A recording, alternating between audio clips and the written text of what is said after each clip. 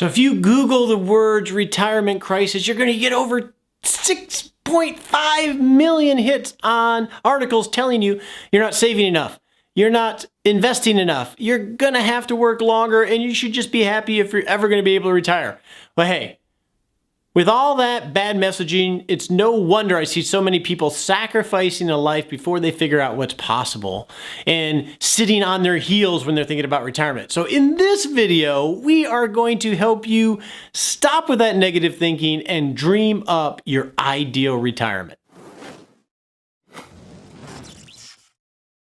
Hey, my name's Roger Whitney. I'm the Retirement Answer Man, and this is the show where we help you not just survive retirement, we help you rock retirement.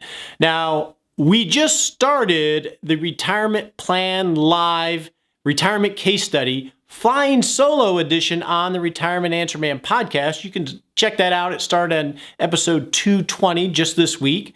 And in it, we took Sam. Sam is the subject, the listener who volunteered to allow me to walk her through the Agile retirement management process to build a retirement plan for her. And you, as a listener, get to listen in. So Sam, if you recall, she is 59 years old. She is single, and she is ready to retire. So the first step in the process is dreaming up her ideal retirement, which she and I did, and you can listen in on the Retirement Answer Man podcast.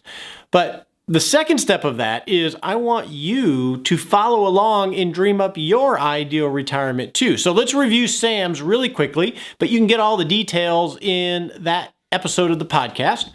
Sam, her basic needs are she wants to retire. She wants to retire next year. She's done. She has a basic lifestyle budget of $60,000 a year after tax, inflation adjusted.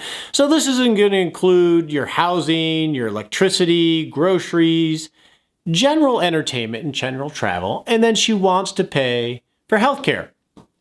Very good basic needs. Now, the spice of her life, as we walk through that, she defined them as she wants to have $20,000 to pay for her daughter's wedding. She wants to leave about $200,000 in today's dollars to her children. And then for her, the spice is really travel, right? So she wants $2,000 a year in annual travel and $6,000 a year in international travel. That's what she cares about. And you can hear, I tried to tease out a little bit more to get her to think bigger, but the key is she has defined something that is really meaningful to her. And now, and a big point of this video is, it is your turn to dream up your ideal retirement. So below, I will have links to the Learning Center at rogerwhitney.com where you can get resources that you can complete, a checklist and worksheets so you can dream up your own ideal retirement. So make sure you grab those. But I have 4 tips for you to help you dream bigger. Why am I talking about dreaming ideal? I think this is important to start off with, is because of all those articles that are telling us that, hey, we should be just happy if we're gonna retire. Many times I see people come in already thinking small before they even get started to find out what's possible. And that's a horrible way to go into any planning process. You should always start with thinking of, what if I could have everything, right? Why would you not start off a negotiation with yourself? Thinking, if I could have everything, what would that be? It's important you define that on the front end. So that's what we're going to do. So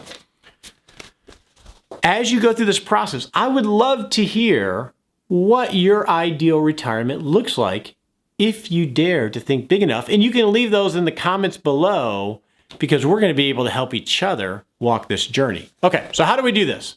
Tip 1 is you want to start off like you're making spaghetti. Okay, you got to start off with the pasta. Those are those basic needs, what we talked about with Sam, and the worksheets will walk you through that. What's the basic needs just to live the life of you? And then what gives it some flavor? What's the sauce? Those are those wants in life. What are the things that, jazz it up a little bit for you? And then, if you're daring enough, what's the spice? What's the spice of life if you were brave enough to dare it? Now, shameless plug alert, Rock Retirement Chapter 5 has a whole chapter on dreaming up your ideal retirement. You can get it at rogerwhitney.com/book. I will put a link in the notes below. But right now we're focused on you. So tip number 1, when you're dreaming up your ideal retirement, don't be reasonable. This is not the time to be reasonable. If you want that, whatever they cost, $200,000 Chris Craft boat made of teak, put it down there. If you want to be able to take the entire family on a trip around the world once every 10 years, put it down there. If you always wanted the sports car, put it down there. This is the time to just dream and get big. I'm emphasizing this because it's so hard for people to do. You just want to get it out there. Now, when you're dreaming big, this is part of this tip, is just swag how much it's going to cost you. So swag is sophisticated, wildly awesome guess. So as you put these crazy things that you're almost embarrassed, you ever have those things that you're almost embarrassed to write down? What will people think of me if I say I want that? Don't worry about that. Put it down, put a swag dollar amount on it. And the reason you do a swag, this is important, is because a lot of us, especially if you're watching geeky stuff like this, you want to build spreadsheets and get into the numbers. And that can put you down a rabbit hole that stops you from dreaming big about your life. There'll be plenty of time for getting geeky and being reasonable later. Now's not the time, okay? So that's tip number 1. Well, that's the extra tip. That's the bonus tip. Here's tip number 1. When you're thinking about your retirement, stop running from work and start running towards your future. Well, that sounds simple, right? But I hear it time and time again. Why do you want to retire? Because I'm sick of the rat race. I'm sick of travel. I'm sick of my boss. I'm sick of the politics. I can't keep the schedule anymore. I have to make the pain go away. I hear that all the time. Now, those are good motivators, right? But going into retirement with the idea that just make the pain go away isn't going to land you necessarily in the life that you want. In fact, I've seen it. You may flounder a lot because you were so focused so far behind you and not enough in front of you. So a great motivator is to lean forward and acknowledge the pain that you're getting away from, but start dreaming about what you're running towards, right? Because that gets exciting. And especially, though, this is a flying solo edition, but if you're a couple, getting the two of you on board excited about something can be a big motivator to be super intentional about actually making some or all of it happen. So stop running away and start running towards, okay? Pro tip number 2 is, now we are in a solo edition, so if you are single, just do this on your own. But if you are married or you have a partner, I want you to dream up your ideal retirement separately, okay? Take the worksheets, go into a quiet room by yourself, and build your own ideal retirement without your significant other. Because what ends up happening is in meetings, usually there's one that does all the long-term planning in the relationship just because of delegation of duties and things like that. And the other one usually defers to them, or there's a more powerful personality.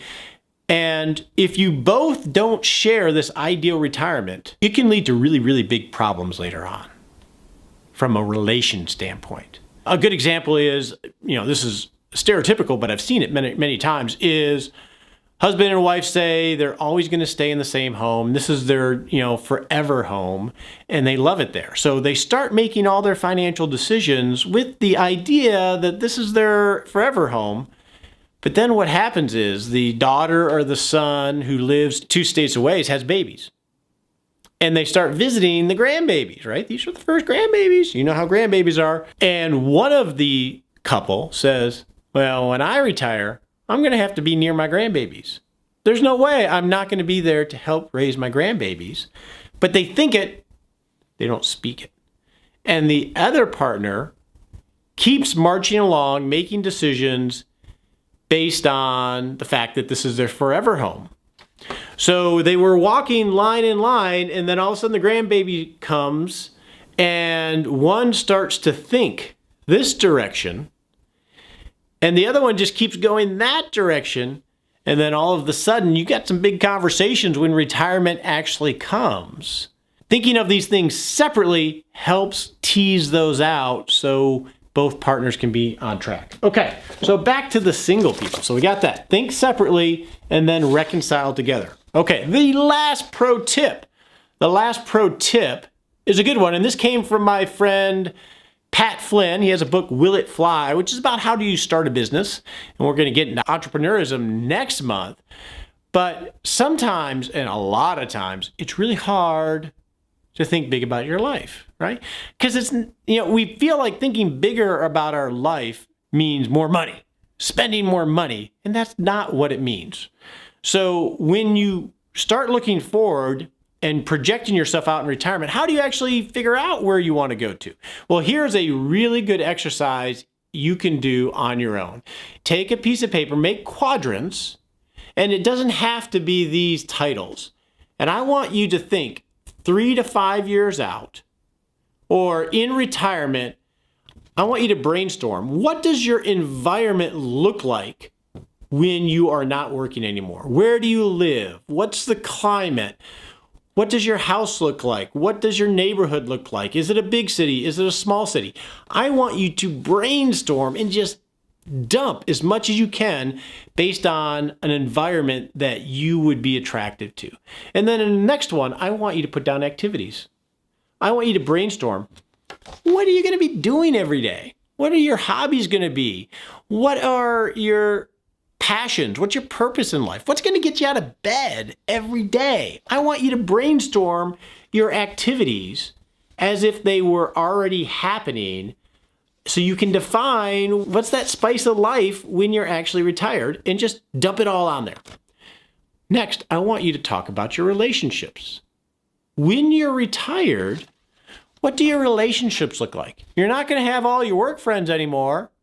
You say you're going to have lunch with them, but they'll still be in the rat race. What's your relationship going to be with your spouse if you have one? If you're single, do you want to have a spouse or someone to walk life with? Who are you going to go have coffee with when you don't have to go anywhere for work? Who are you going to go travel with? Who are you going to entertain with and have dinner parties with? Who are you going to go to the Sunday matinee movie with? Talk about what your relationships are going to look like in retirement in an ideal way. And then lastly, what does your health look like? What's an ideal mental state of mind? Are you going to be the most fit you've ever been? Are you going to be the most fit whatever age you are? Talk about your health. So that's a good exercise to help getting you thinking forward, because it can be hard of, okay, in these 4 quadrants, what would be ideal 3 years from now or when I'm retired? So those are your assignments. And I think this is going to help you think bigger about your life. Again, you can get the resources below. And then next week on the show, we're going to get back to reality a little bit. And with Sam, we're going to look at what resources she has to provide for this ideal retirement. And we're going to have another video like this to help you organize your financial resources to see how you're going to pay for this awesome life.